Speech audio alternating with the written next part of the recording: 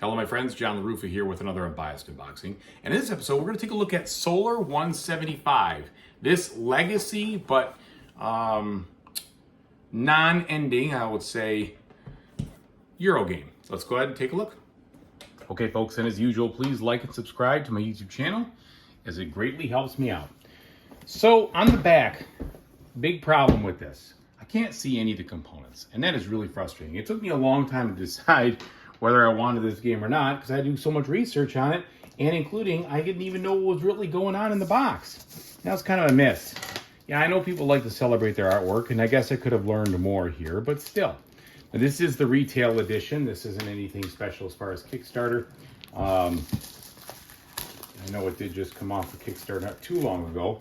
And I also did a lot of research on this to find out that a couple things. Number one, even though it is a legacy game, you aren't destroying any components. Number two, while you can mark them up and everything else, you can continue to play. So when it's finished, it doesn't matter. You read one of the endings, but then that's it.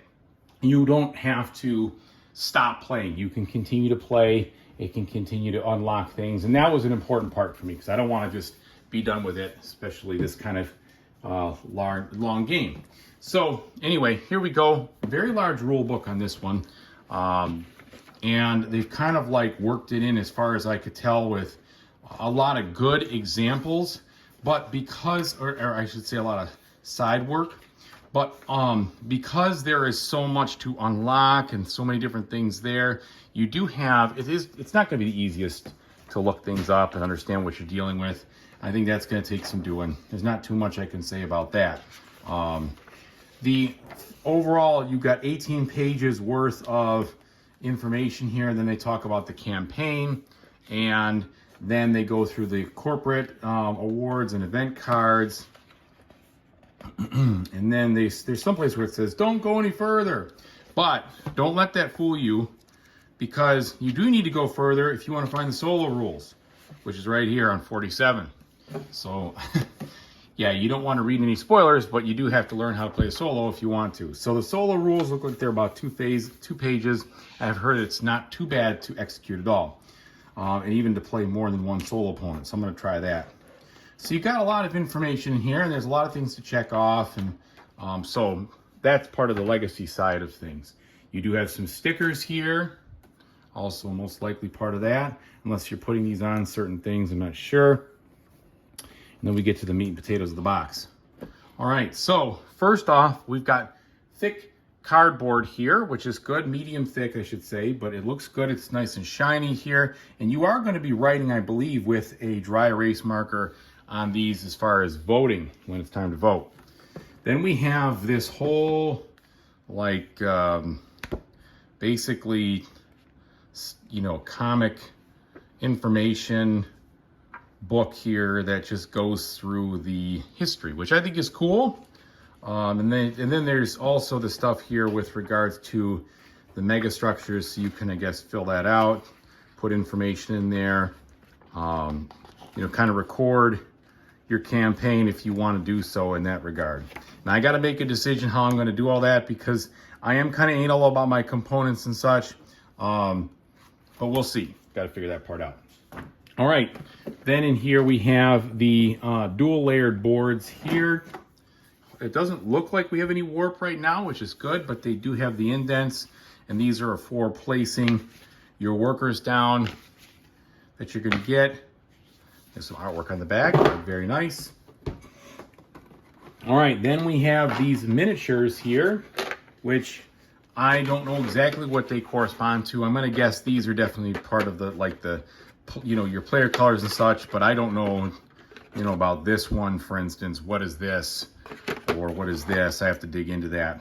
These are not rigid. These look like polyethylene, so they've got a little bit of give on these instead of being hard. These are harder over here, so they must have just figured out it'd be easier to do it. Whoops, do it that way. But they do look nice. I'll give it that.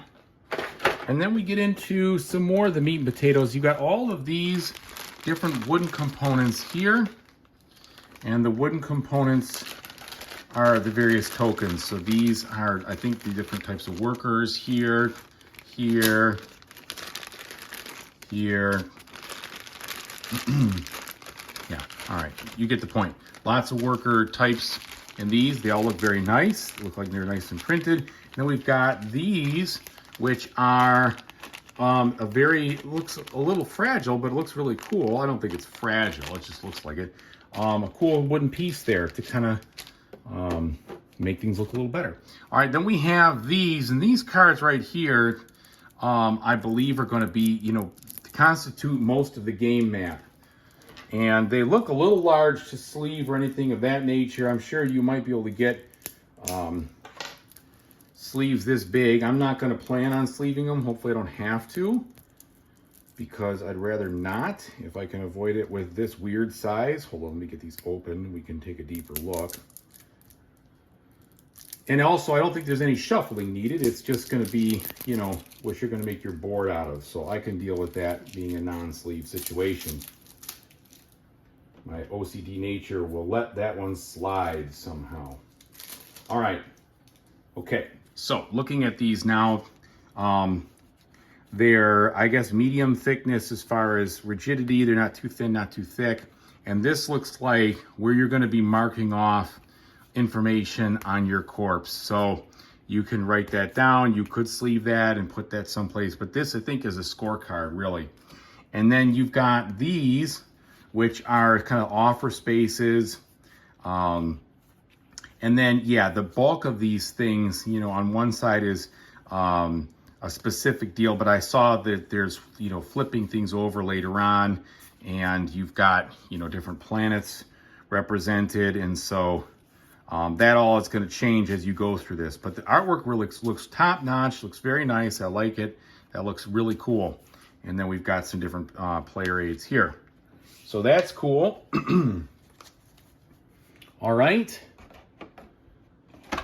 Now there's a bunch of boxes that say don't open, and I'm not going to open them. So I'm going to hope that the right stuff's in here. But this is campaign box 4, box 3, box 2, box 1. So lots of those. And then in this section here, open this up, we have a bunch of envelopes. So speaking of things not to open.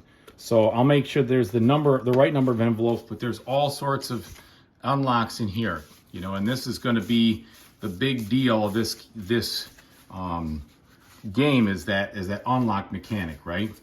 Now I do know that it unlocks pretty fast at the beginning, and then it kind of slows down for a little bit. So I bought that with that in mind. Okay, so here's a dry erase marker, so that's going to help on marking things. We've got a bag of bags. We've got some nice looking draw bags, since this is a bag builder. So that is cool that they have nice bags for the different player colors. We've got glass tinted glass discs there, and then the outpost stuff.